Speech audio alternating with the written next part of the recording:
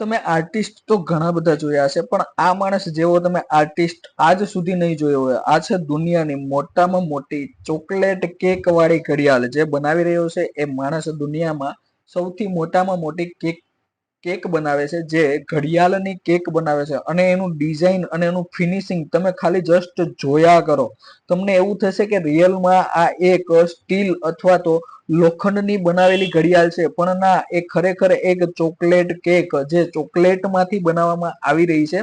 માણસની કારીગરીને આપણે ના વખાણ કરવા હોય તો પણ વખાણ કરવાનું મન થાય. એનું ફિનિશિંગ અને એની જે પદ્ધતિ છે, જે એની આવડત છે, એ હરેક વસ્તુમાં એક્સપર્ટ તરીકે યુઝ કરે છે.